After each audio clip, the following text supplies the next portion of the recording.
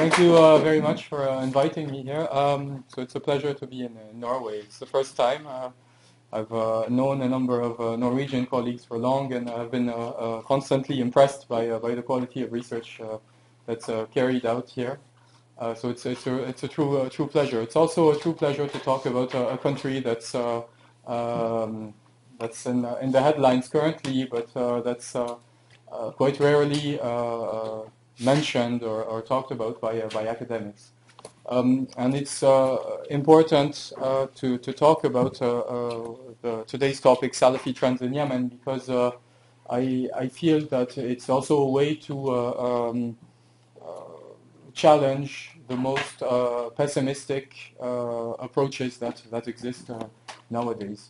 And this will be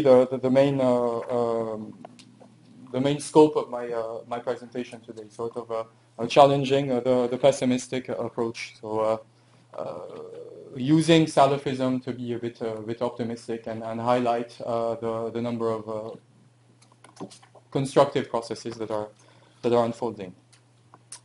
So I want to start off by stating that the pessimism that we're seeing today is really puzzling all of us. We started off by being very optimistic 3 years ago. If I look at what I wrote 2 years ago, was published. I co-edited a book that was called The Revolutionary Turn in Yemen. We were all very happy with what was happening, and now it's difficult to be even slightly optimistic. Yet, if we look at one of the Salafi trends, one of the 3 Salafi trends I'm going to look at today, we can find out that in a way what has happened since 2011 is not only limited to more violence and more sectarian polarization. So the first process that I want to look at is one that I have coined the politicization process. This process has been considered to be a very significant tendency. It's a very significant trend. In Yemen, it took the form of the emergence of a new political party, which is called Ittihad Rashad, so the Rashad Union. The emergence in Yemen, as you know, Yemen is rather a periphery of the Arab world, and it's obviously shaped also by external influences. And one of the external inputs that arrived was the success of the Hizb al-Nur in Egypt. So this success came as a surprise to almost everyone. It indicated that you had a new generation of Islamist actors, and that these Islamist actors were willing to actually play according to the rules of the electoral system. Obviously, Egypt was not the only one that was concerned. You had similar tendencies in Kuwait and Bahrain. You had also claims to establish political organization in Saudi Arabia. You had Libya, Tunisia. I mean, all countries were concerned by this politicization trend. It was important because, in a way, it showed how the Muslim Brothers were also being challenged by Islamists themselves, and they had found their match. The An-Nur party managed to gather more than 20% of the ballots, and it was really something that was significant and that we should take into account. So by building on this this impression that we were witnessing something that was important,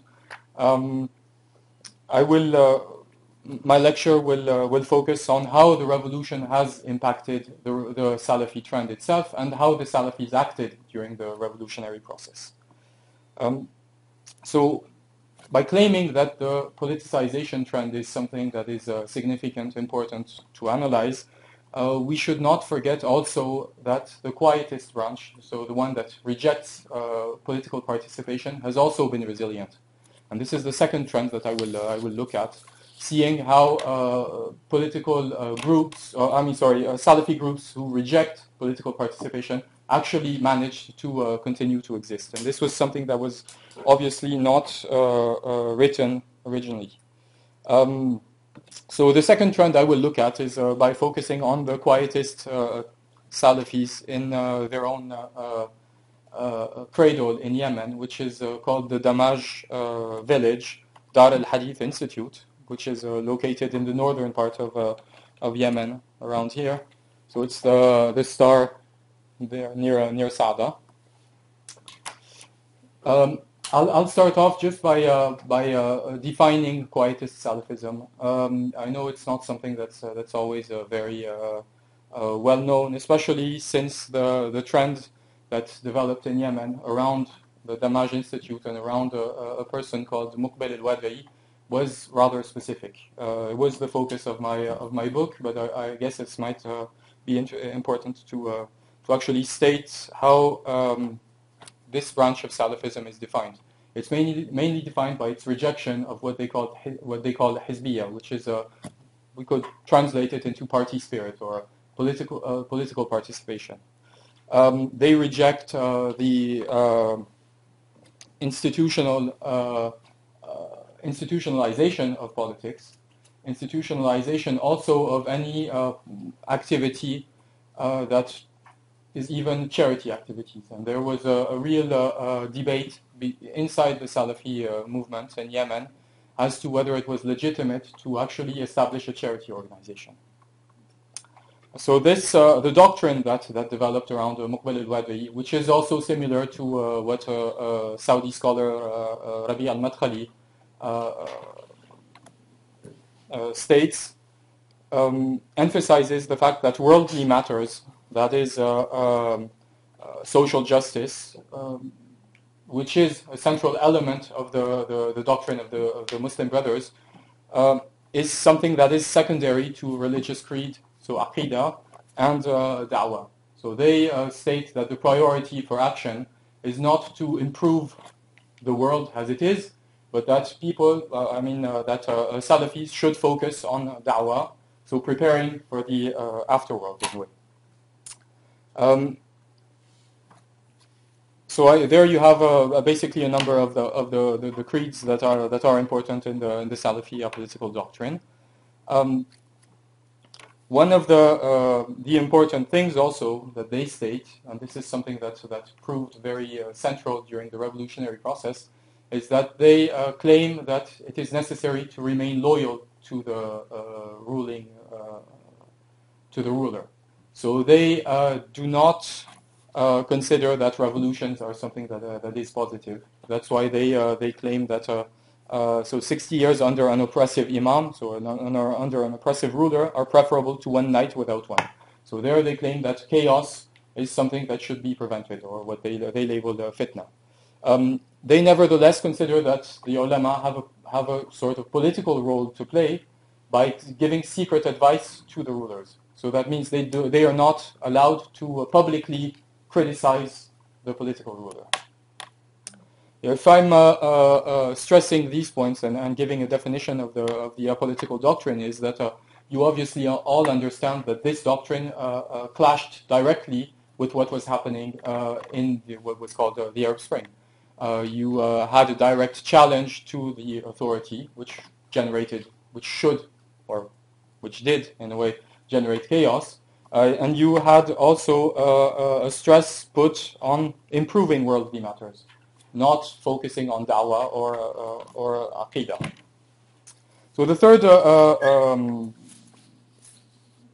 tendency that I want to look at, but I'll look at it more marginally later, is the Jihadi Salafi trend, looking at how it has been affected also by the 2011 uprising.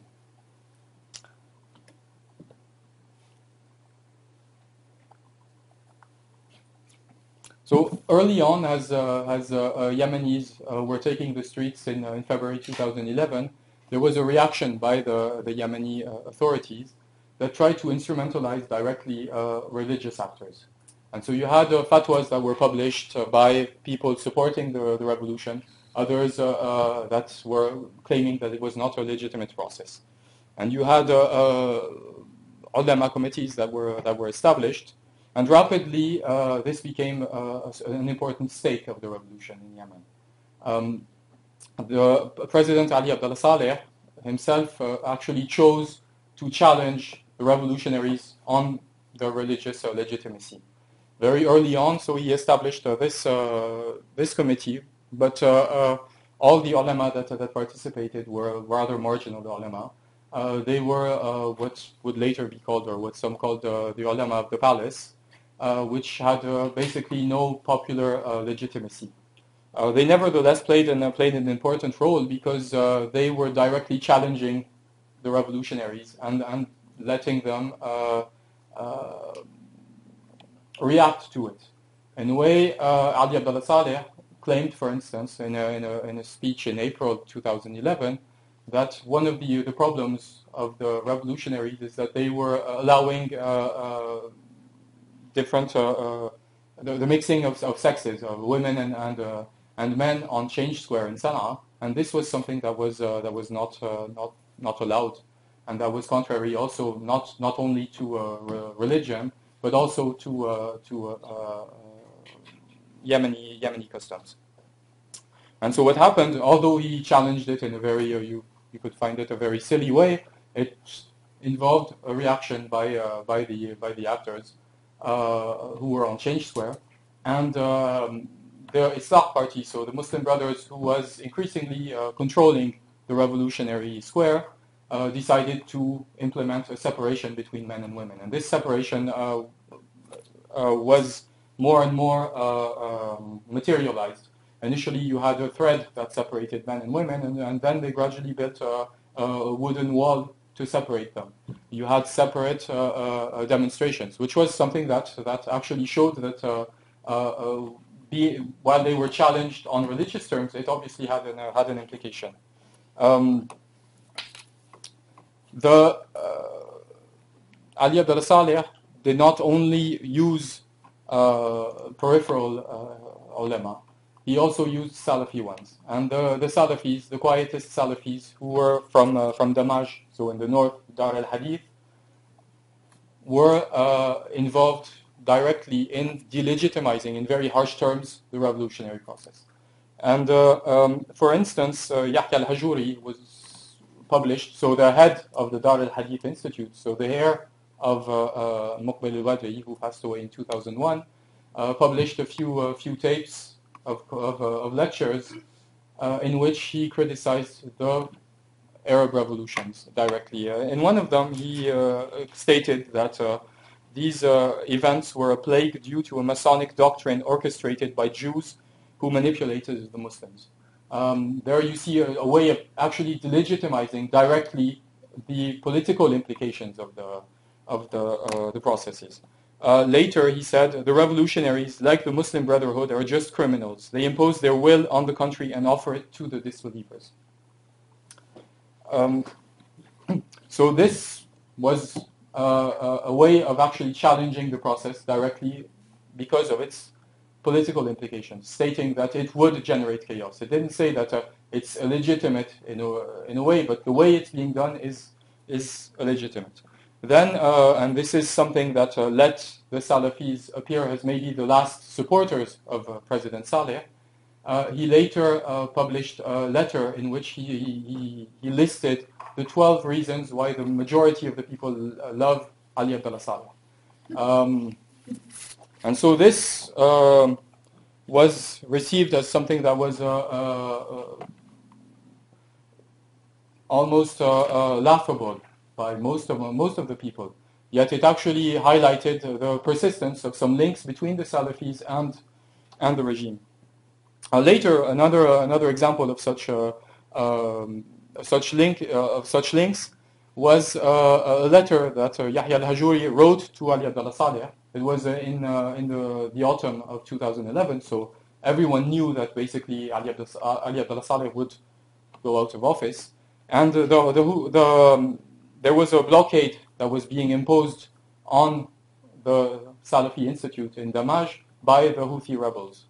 And what Yahya al-Hajuri did was write this letter to, wasn't directly to Ali Abdullah Saleh, but to his nephews who were managing the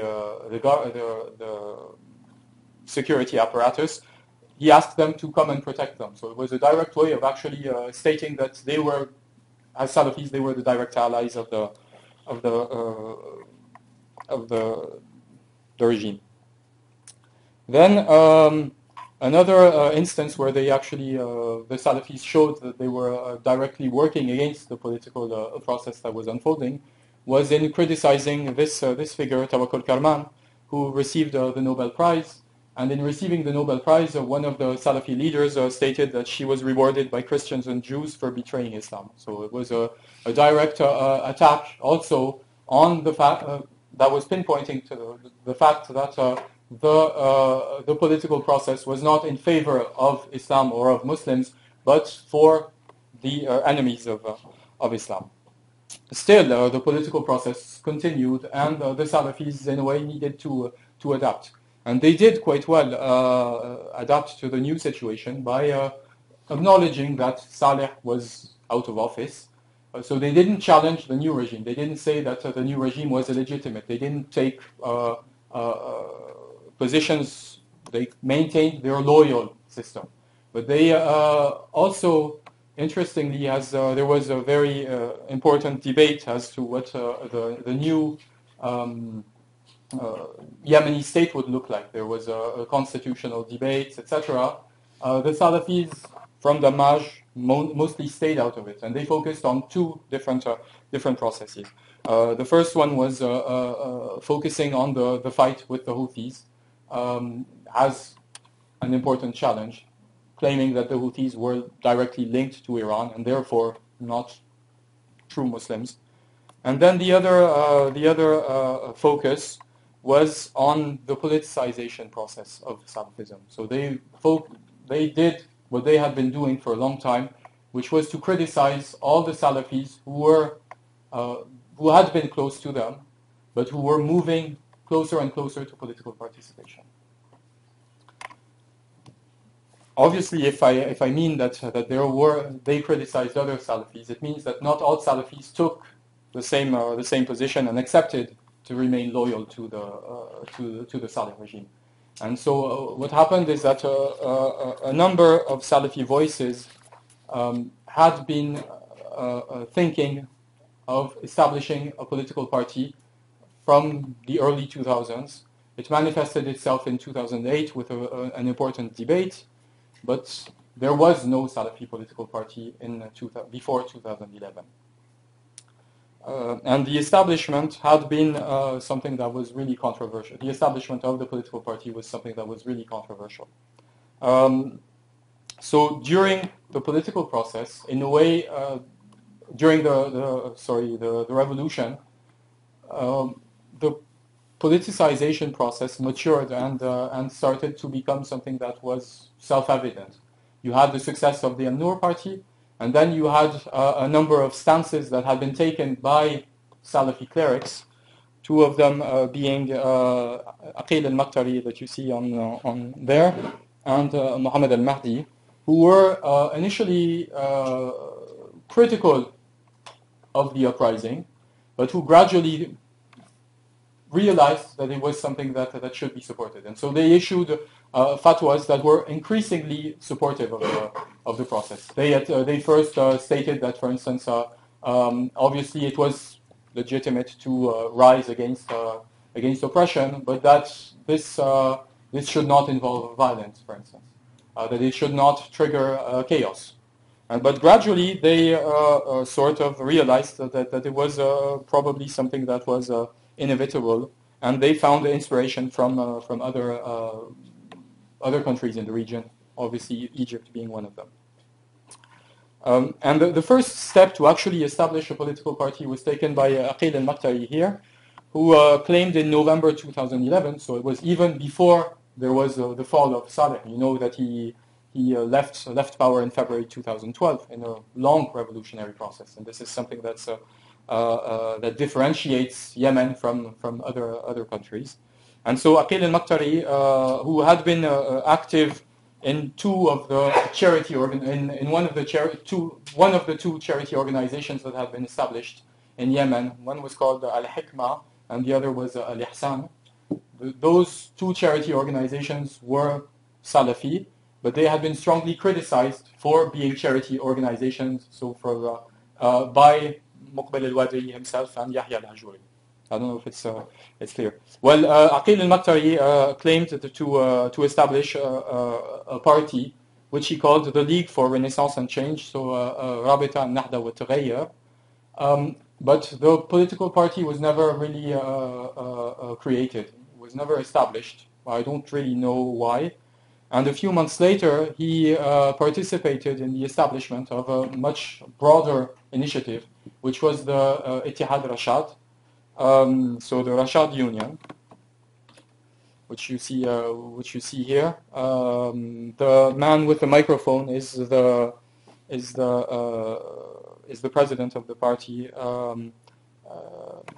Mohammed al-Amiri, and they're speaking in a tribal area in Khawlan, so close to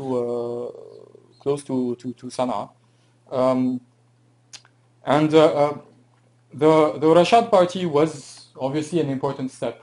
It was an important step for the Salafis, but also for the political spectrum in Yemen, because basically it was the only new party that emerged, the only new prominent party that emerged. If you look at the political structure pre-2011 and after, the main players are the same. The political parties are the same, and the Rashad party emerged as the new kid in town. It was the first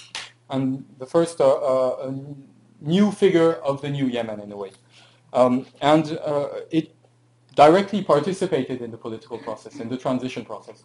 It participated by approving the GCC deal that was brokered by basically Saudi Arabia to find a way to establish a transition.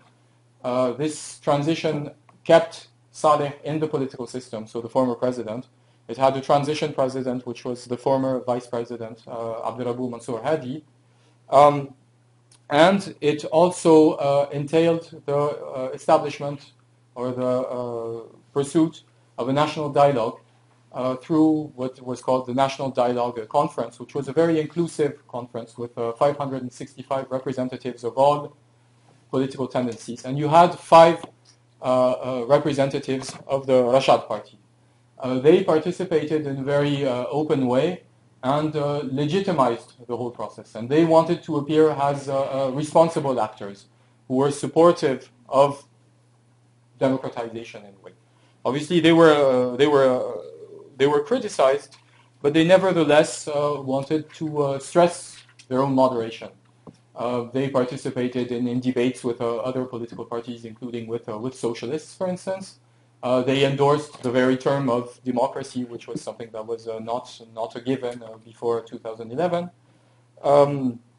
Yet the process was polluted by a decision that was taken in February 2014 by the U.S. Treasury, which was to consider that Abdul-Wahhab al-Humayqani, here that you see, with in the back front you find the Mu'tamar al-Hiwar al-Watani, so the National Dialogue Conference logo there. So this was the picture that because he was one of the representatives of the Rashad party, and he was the Secretary General of the party, and possibly the most outspoken figure, speaking in the media and obviously participating to the process.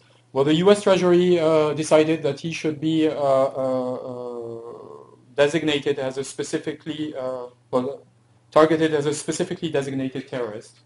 And what was really dysfunctional was the fact that if you looked at the U.S. Treasury statement, you found out that there was a lot of flaws in it, that it was outdated, that it was not precise. For instance, it was published in February 2014, and they claimed that Abdul-Wahhab al-Humayqani there was the figurehead of Al-Qaeda trying to establish a political party. So they are thinking of establishing a political party. That was published in February 2014, while the party had existed for 2 years. And you had a number of statements that had been made. You had their participation to an inclusive political process, discussions with other political forces that actually highlighted that they were willing to participate openly in the political process. And this was something that, I mean, any sensible person should consider as rather constructive. Obviously, things didn't always go well. There were a certain number of figures during the National Dialogue Conference of the Rashad Party who claimed that certain socialist representatives were not good Muslims, etc. But this was carried out in an this was dealt with, in an institutional way. The representatives who did this of the Rashad Party were excluded for a number of days from the NDC, etc. And so they accepted to play according to these new rules. And this targeting of the Rashad Party by the U.S. Treasury was not something that was very constructive, because it excluded them from the political process. It didn't really succeed, but al-Humayqani, being targeted as he was, could not travel anymore, and obviously contacts with diplomats became more and more difficult, and it was not something that was positive at all. Another event that handicapped the Rashad Union strategy was the emergence of to political prominence of the Houthis. The Houthis took over Sana'a in September 2014. Then they sort of managed to organize a coup against the transition president. And this led to the marginalization of the Rashad Party. It led to the silencing in a way of their leaders, and it let them develop a more and more sectarian approach to the political processes. As you know, the Houthis are from the Zaidi minority, and so they are claimed to be Shia. And increasingly, this sectarian polarization has become something that is important. And what was significant is that the Rashad Party did not want to have this kind of reading of events. They claimed that the Houthis, for not respecting, for not abiding to the law, for not being law-abiding citizens in a way, should be challenged by a court, not through war, not by considering that they are non-Muslims, etc.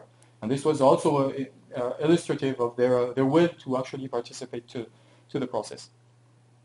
And the rise to prominence of the Houthis is also fostering a process which I will look at now, which is in a way rebuilding bridges between the three different branches of Salafism. So between the Quietists, as I will see now, the political ones, and the Jihadis.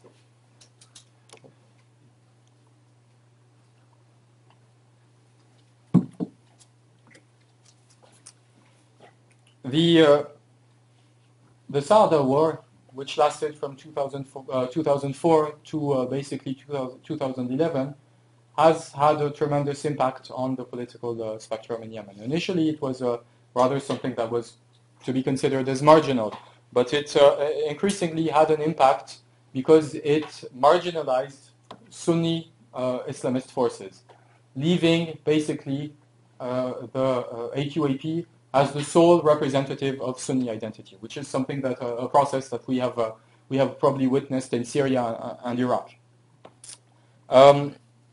So the second process is that the marginalization of Salafism, paradoxically, of Quietist Salafism through the rise of the Houthis, paradoxically highlighted the resilience of Quietist Salafis. I'll explain that now by stating that the Salafis, because they have a rather flexible doctrine, managed to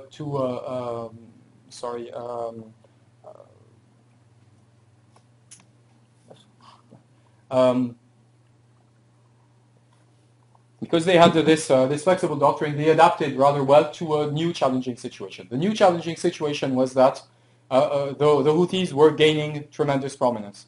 They were fighting the Salafis in Dammâj, and this was obviously indicative of their own marginalization. They were also marginalized by the political process. In a way, this is something that was stated by a number of people, was that the re-enchantment of politics through street mobilizations, showing that when you mobilize, you get something. When the only way of toppling a regime was by taking a stance through demonstrations, etc., through peaceful demonstrations, sort of challenged what the Salafis were saying. The Salafis were saying that the best option was to be loyal to the ruler, that demonstrations would only entail chaos, etc. And through this, they were obviously marginalized. I mean, Yahya al-Hajuri, like I've said, by stating the 12 reasons why Yemenis love Ali Abdullah Saleh, emerged as someone who was rather ridiculous. And then you had another process, which was the Saada War. The Saada War,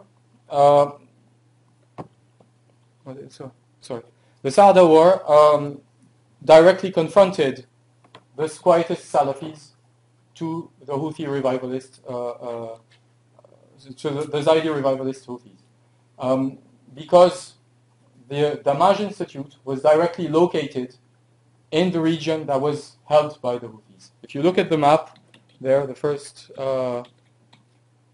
there, so you see Saada there with the star, which is the Dar al-Hadith Institute, and this was so from 2004 to 2010, basically where the Saada War occurred.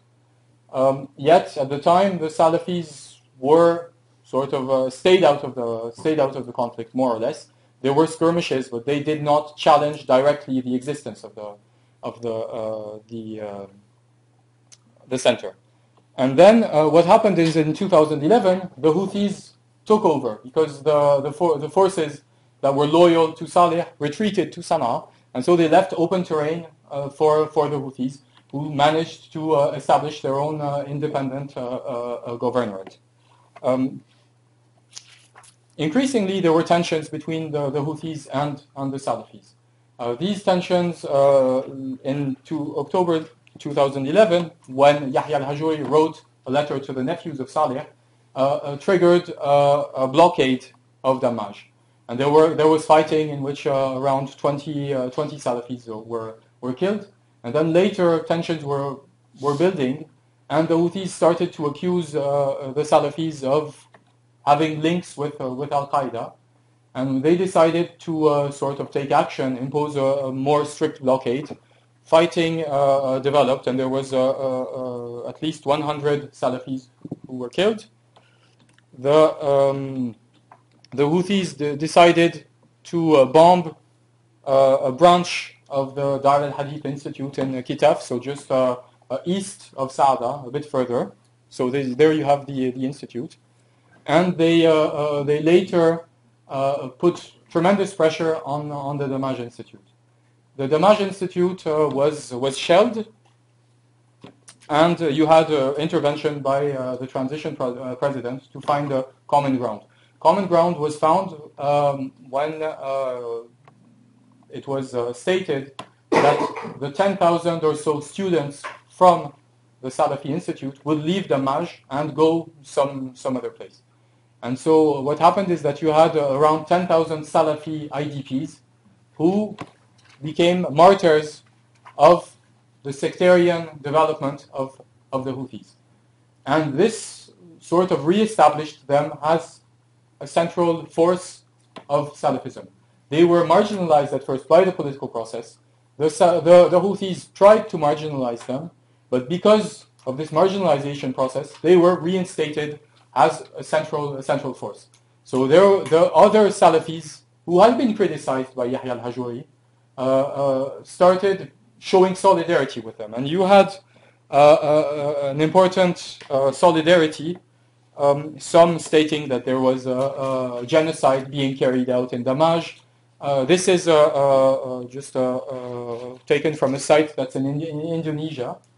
You had French Salafis also, which were really involved, and it created a real trauma. this trauma was mocked by Jihadi Salafis.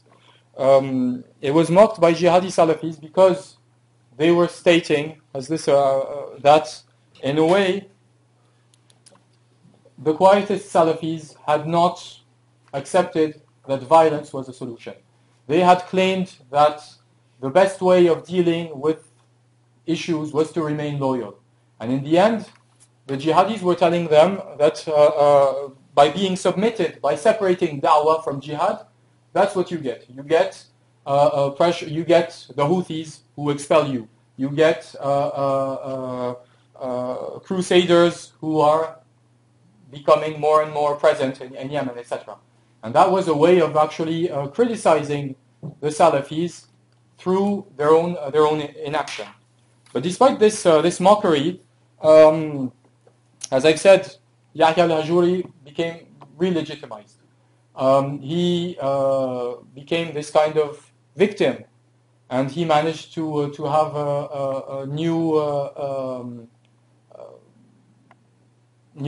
lectures that became increasingly famous and important in Sana'a.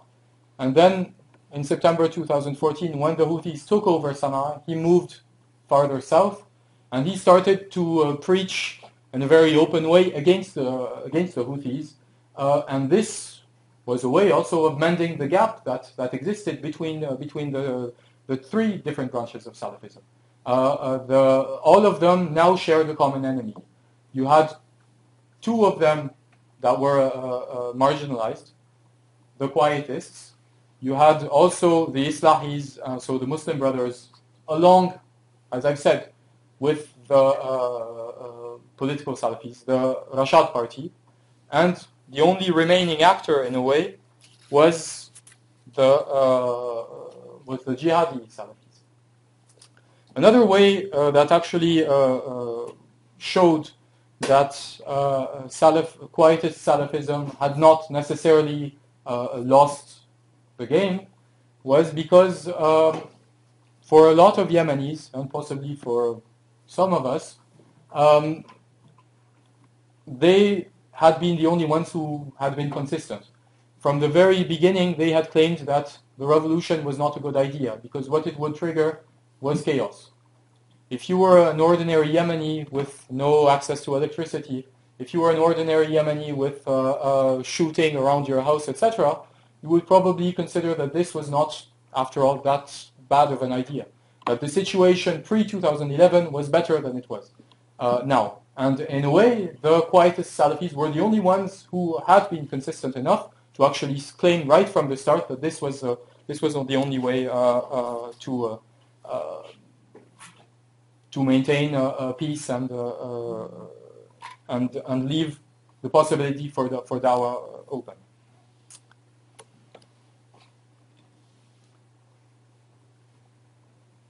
So now the final trend that I want to look at a bit more shortly is the one that deals with the Jihadi Salafis. They've of course been affected by the wider regional dynamics, and this is something that I'll mention.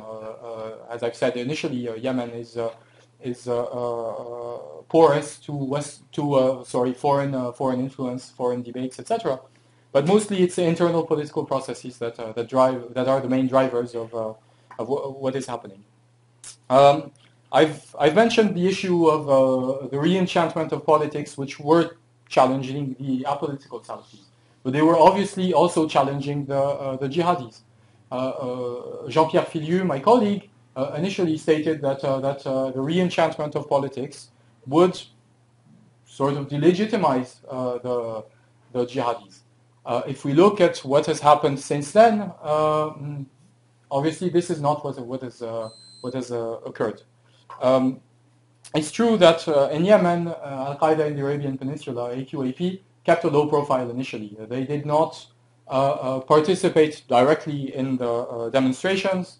They sort of supported them, but it was not direct support. They didn't say, okay, we're going to protect the revolutionaries, for instance. So they kept a low profile, but very early on, they considered that the power vacuum was an opportunity for them. And so what they did is that they directly decided to adapt to the new situation. They adapted by taking,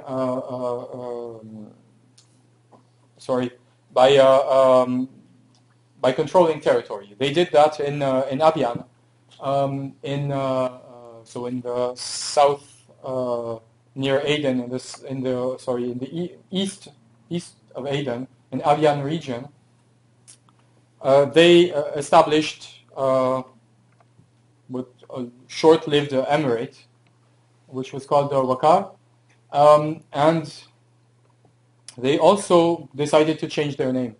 They changed their name to Ansar al-Sharia, which is a common name for jihadi movements now in Libya and in Tunisia, and also in Yemen. And they established a clear strategy. Their clear strategy was to directly target state services and the state representatives. What they did was they hit hard the security forces. They developed a propaganda that was rather efficient. One of the ways, one of the reasons for being efficient was that they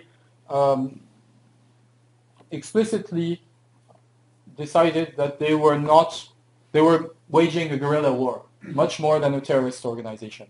So what they did was explicitly focus on the on soldiers, on militiamen allied to the central government, and when they had an attack that did not function as they wanted it to function, they decided to make excuses.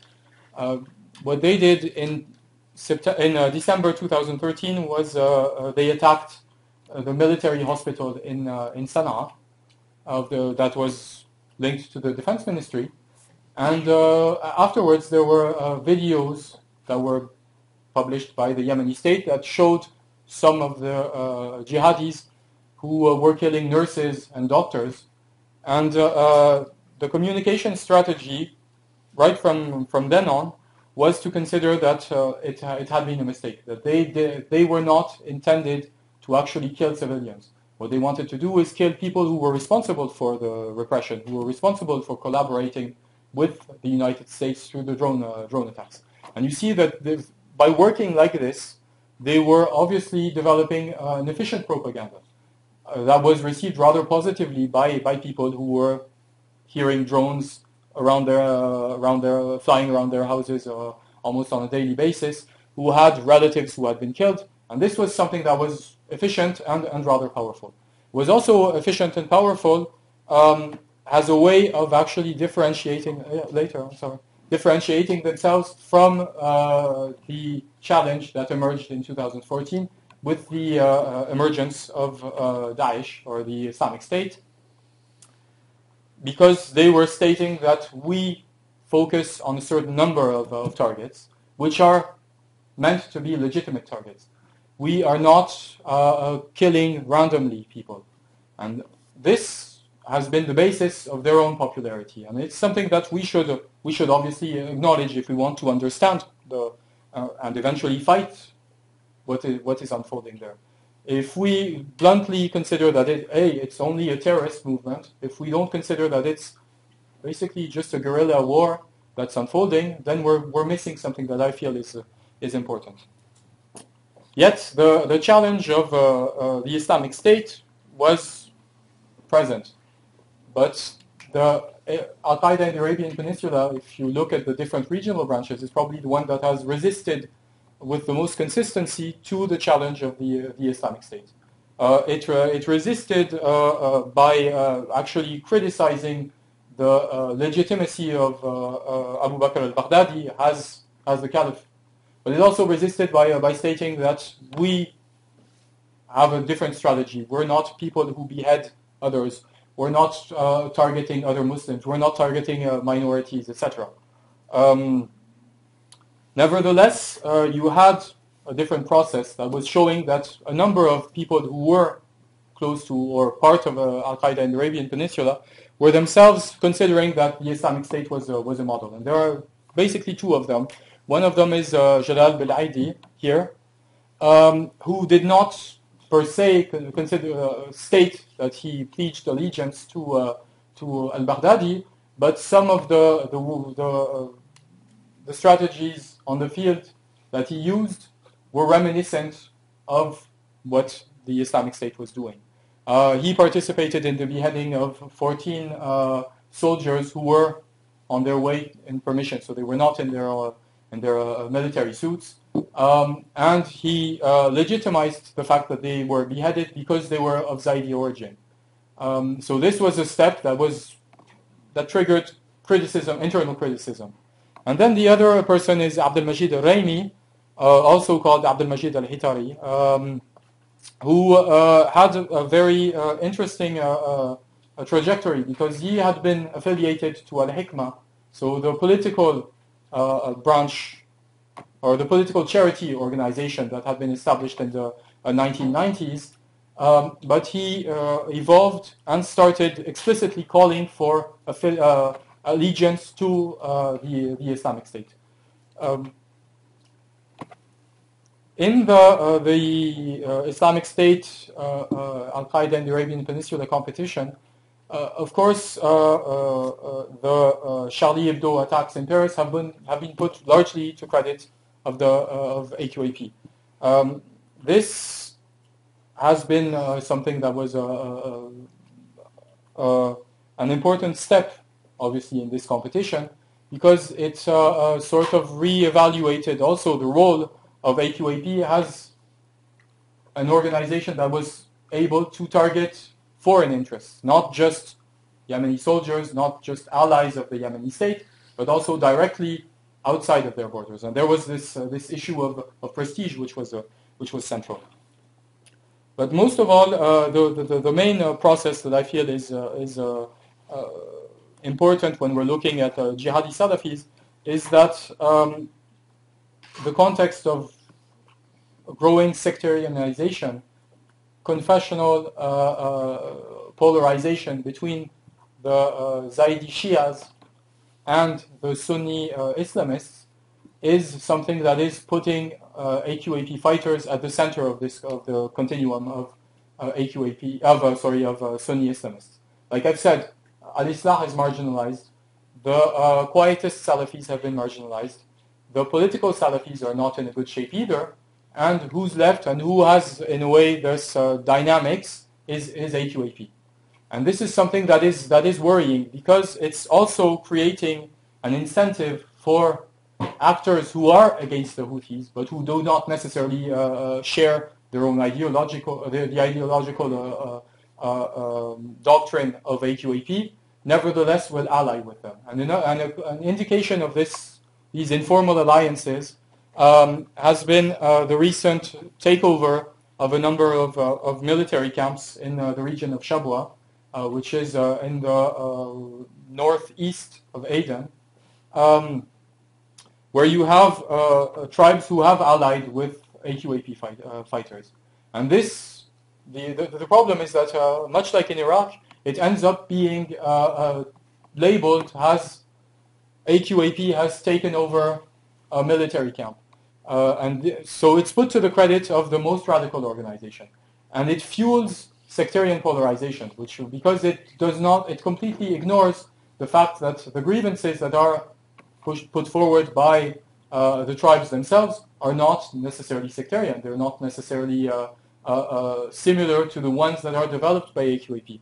But it only fuels them and puts Al-Qaeda back at the center of this spectrum. And this is obviously a worrying development that I hope will die out in the coming months. But everyone is really concerned, because it's quite contrary to the history of Yemen.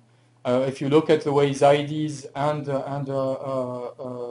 Sunni Shafi'is coexisted and exchanged a lot, it's a matrix that was very different from what existed in other countries of the region. I thank you very much.